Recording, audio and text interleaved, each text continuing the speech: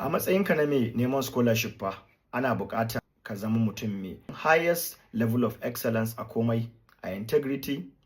a academic performance, a duk wani abu wanda ake buƙata mutum nagari mai nagarta ya zama yana da shi. A matsayinka na mai neman scholarship,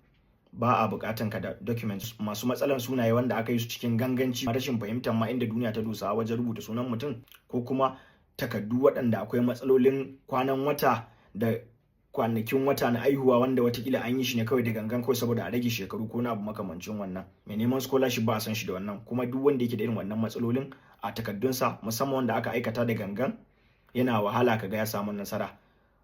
A kyautata ji a maganar da nake, hakan ba na nufin cewa duk wanda yake da wata irin matsala ɗaya ko biyu wanda aka yi watakila cikin kuskure a takardunsa bai taɓa samun scholarship bane. A'a, ba haka nake nufi ba. Abin da nake nufi shine duk mutanen da suke yin falsifying documents, suke yin takardu na ƙarya, suke rarrage abubuwa da gangan kawai saboda neman wata dama na rayuwa. Waɗannan mutanen suna sa kansu ne a cikin tarko mai wuyan sha'ani, wanda a sha'anin scholarship ko da ka samu ka tsallaka a yanzu, a gaban aka zo a gane cewa akwai abin da kai amfani da shi na ƙarya wajen samun scholarship, hukumomi masu bada scholarship suna iya janye scholarship ɗinka ko kana cikin karatun, ko kuma bayan ka gama karatun suna iya zuwa su sake sanarwa cewa sun janye tallafin da suka baka. Don haka matasa masu neman scholarship dole ne sai ya rike gaskiya da yin abubuwa yadda ya kamata.